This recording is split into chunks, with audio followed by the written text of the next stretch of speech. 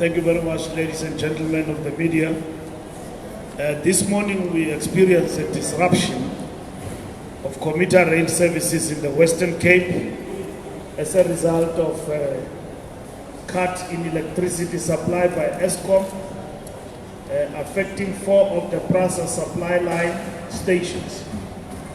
These are Kaeli Just substation, Yesterfield substation, Strand substation, and Tafelbaai substation.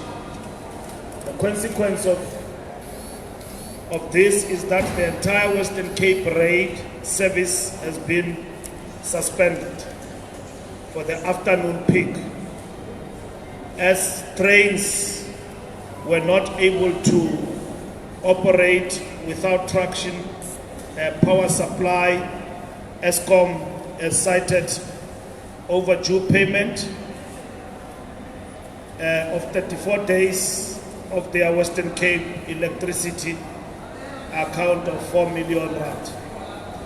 This is despite the fact that other regions have not been subjected to a similar treatment.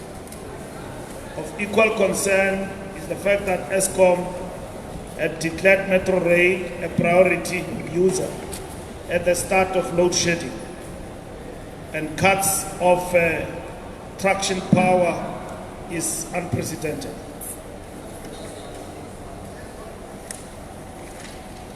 The suspension of commuter rail services in the Western Cape immediately affects 289,000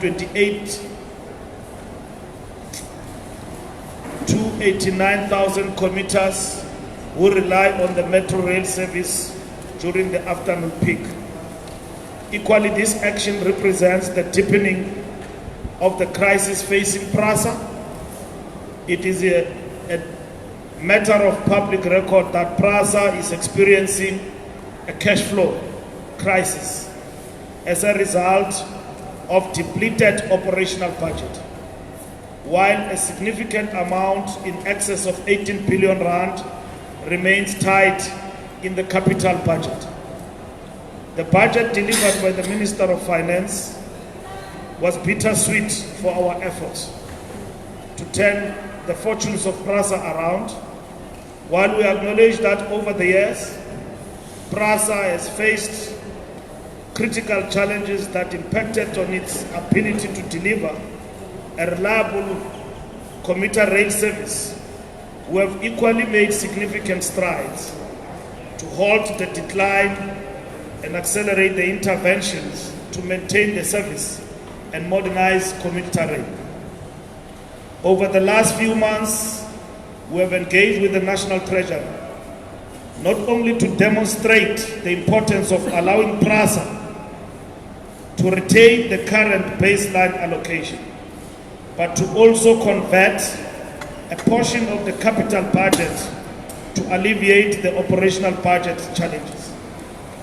In our engagement with National Treasury, we have shared our plans to improve PRASA's capacity to accelerate its capital program and demonstrate the dire need to address the cash flow challenge by converting some of the funds earmarked for capital to operations. This would have gone a long way in stabilizing PRASA finances. We must be emphatic that turning around PRASA's fortunes and ensuring successful implementation of our interventions to improve operational performance is intrinsically linked to the National Treasury's responsiveness to our representations. We remain hopeful that the detailed work we have done and the restructuring of PRASA funding model we have presented to National Treasury will yield the desired result to turn PRASA around. The role of commuter rail as a mode of choice for the poorest of the poor remains at the center of our transport policy. This is further reinforced by government policy to move both cargo and people from road to rail. We'll continue to robustly engage within government to find a sustainable solution to the challenges facing commuter rail. The trade-offs that we make as a country in the light of the dire economic climate must not be responsible and not adversely affect the livelihoods of the poor who rely on public transport. We have this afternoon had to intervene in our negotiations with Treasury to speedily turn the situation around, and the services have actually been restored fully. And we have done that, and we have also made a detailed submission over the years. Should a question be asked, was this a surprise? Was this a shocker and all of that? It is not. I explained, and including when we addressed the turnaround, and when I even went to cabinet, I explained the situation of PRASA in terms of finances. And you know that as a fact that this place is faced with cash flow. The only problem is that that cash flow is not interlinked to the people we own, like banks and all of that, like it obtains with SAA and all of that. But the fact of the matter is that transferring money from one part to the other does not mean that we are holding up a debt. It means flexibility, and that work is continuing. And I'm explaining that the reason why you have had a major interruption of services is a result of that. Because the follow-up question will come, was PRASA, is it ineptness that led to this, or what is the problem? It's not ineptness. It is a problem that we've got, which is a financial problem. And when I talk about sweet and bitter, is because when you take 13 billion from an ailing entity like PRASA, and I'm implementing a turnaround strategy, what are you saying about it? It's a matter that we're addressing. It's not a question that I've not been engaging. It's a point that I've been engaging. And that is the point that I hope to overcome with Treasury in terms of our negotiations and the explaining of this. With the Minister of, yes, our department spoke, and that is why the services are back on track, as it happens all the time. I ground SA Express, and then I intervened for it not to. From time to time, all these things happen because we're intergovernmental. And I'm happy that the response has been positive, and we've got the service back on track, and therefore Treasury also has come to the party to ensure that some of the substantive submissions we have made in terms of financial turnaround are actually addressed. It is upon me as a minister, in terms of the financial woes that we are actually facing, to continue to ramp them up and raise them at the highest level of the executive for them to be actually addressed. But I cannot, being around, services are interrupted and nobody owns up. And I wish to apologize to everybody who has been actually affected by this, and knowing very well that we intervened and sorted it out. I'd like to thank the police service which were here when there was total chaos, and those passengers who didn't know how will they get back home this afternoon. So we are a government, and therefore when we are faced with a crisis, we can't cower and dig our hands in the sands and run away. We must explain our difficulties. And part of those difficulties is the problem that we are dealing with, which is a problem of cash flow of this particular entity. And that is what the administrator and my department, and together with Treasury, we have actually been dealing with. We are sitting with 18 billion rand, which has been unspent because of lack of capacity, because PRASA's management has actually been decapacitated and totally depleted. You know that fruitless expenditure and all of that, what it has done, change of boards, what it has done. Working staff that have disappeared due to attrition, but over and above, others who simply disappeared because of decisions that we have actually taken. And I've explained that this is a broken place that we are reconstructing. So it's not a place that, it is easy. It's unlike when the lights go off and we can't explain. So I'm a minister. I've got to explain I'm responsible for PRASA in relation to this, and I've been intervening since this morning on the challenges that were made. And of course, at the level of government, we are engaging. But I can't tell lies to you and tell you a lie that no, the problem of money, there is no problem of money, is a problem of something else. No, it's a problem of money. We've got an operational expense program. This is not my family unit. It's a public entity. It belongs to the people. I've got to inform people on time if I've got to be faced with challenges. If there is a problem of ineptness of management and all of that, that will be the problem. But if there is a problem, I must explain and resolve that problem. And I'm happy coming here to have resolved that problem. We come from Mbekweni with some of your colleagues, and then because this problem has been in tomorrow, it will be something else. PRASA this, PRASA that, and how is it getting resolved? But I'm confident that we'll overcome, and at the same time, next week we'll be around again to go and explain to the people in Kailicha and everywhere in the central line what we're going to be doing with the central line. The president has announced that we're going to refurbish the central line both here and Mapupani, and next week we're rolling up our sleeves. We're implementing that particular program. So what I'm saying is bitter and sweet is because if money is taken away for whatever reasons, which is not my call, and I'm not questioning the prerogatives of the Minister of Finance, because he has delivered an excellent budget with all the challenges that we are faced with. But at the end of the day, we must not sacrifice the poor. We must not, in all what we do. We are happy to deal with SAA. It must be back online. Everybody's up in arms. It's a good asset. I'm dealing with people here, and an asset of the state. That also must be recognized, and they must be treated with fairness, with due respect. The majority and the working class of our people are here.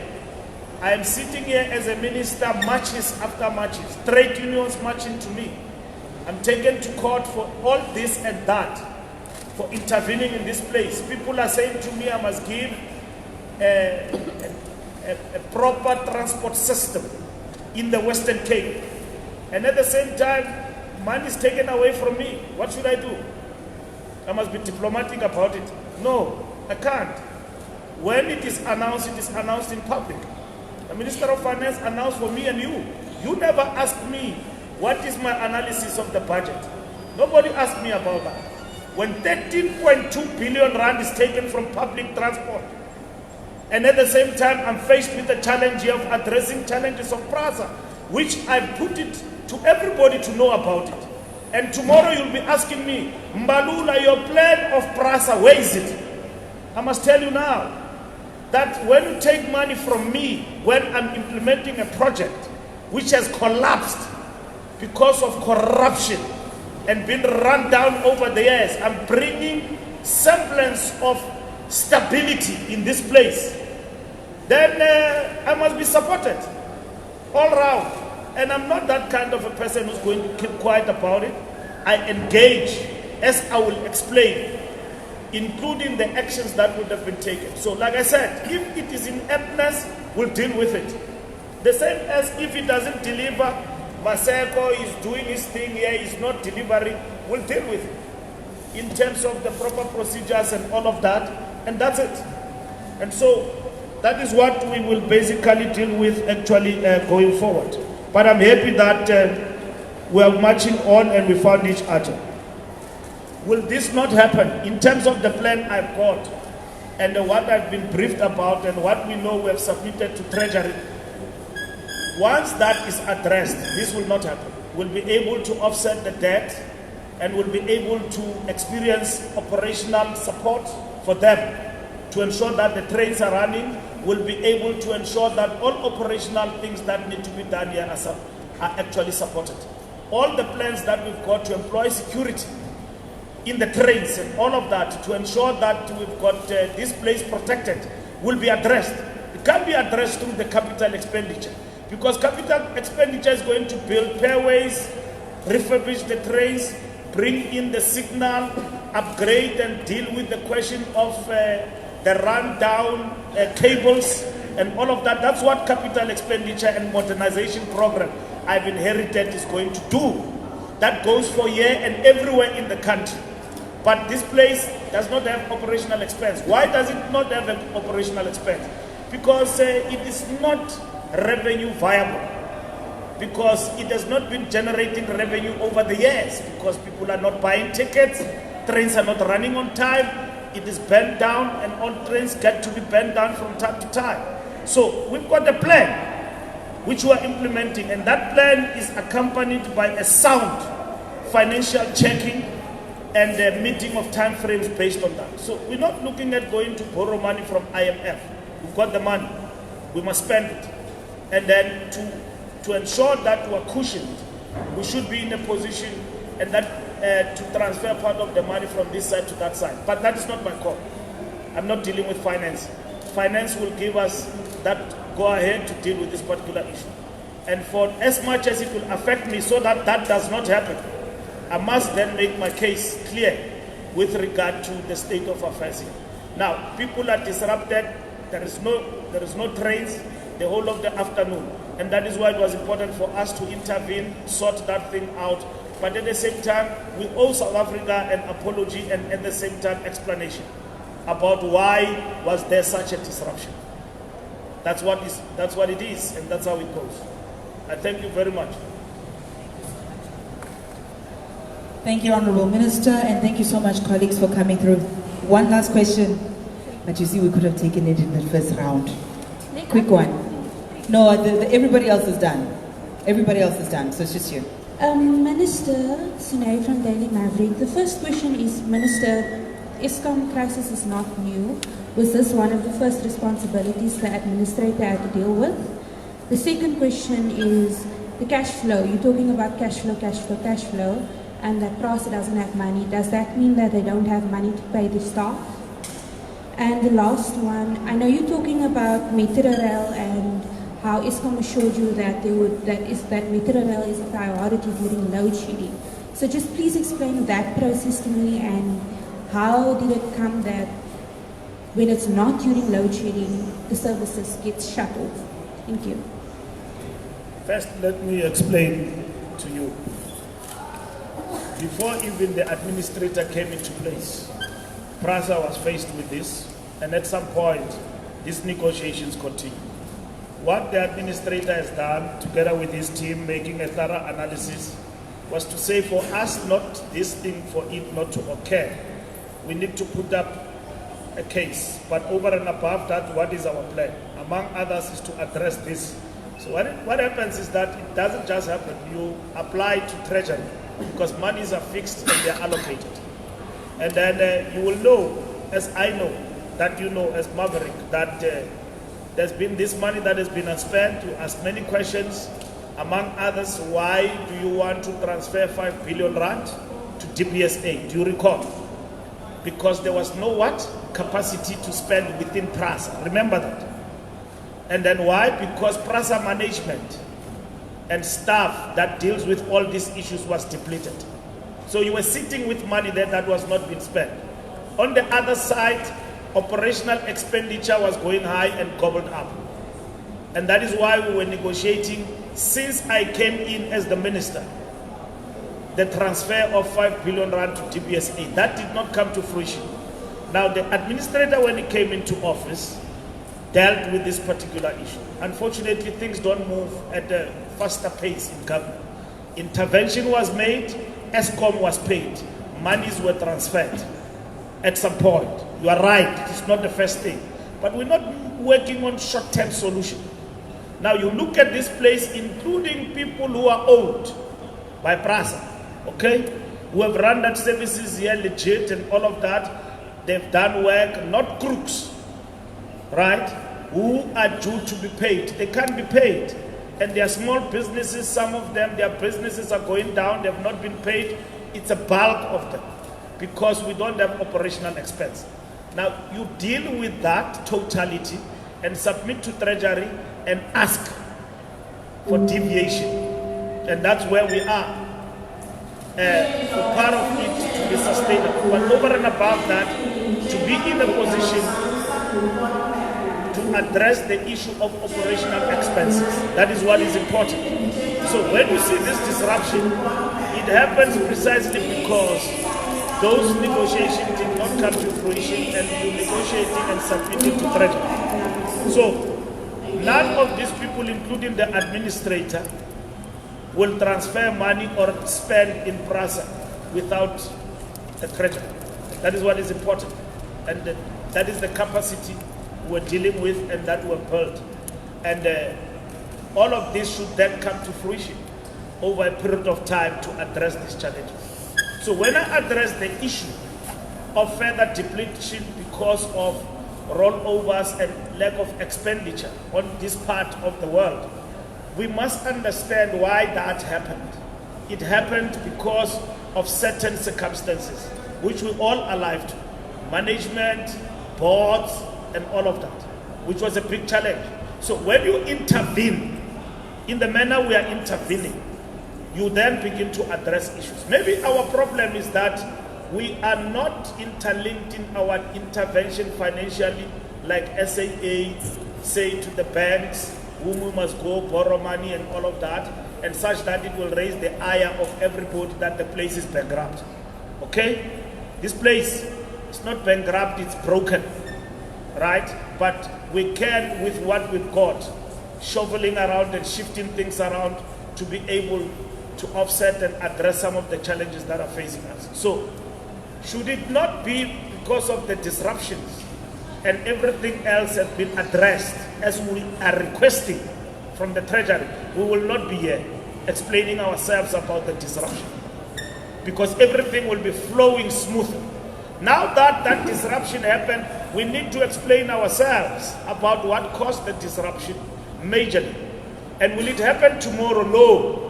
Will it happen on Saturday next week? No. Because this will be sorted out over a period of time because of the submissions and the transfers of monies that we seek permission from Treasury to give to PRASA in order for us to accelerate the situation in this particular area.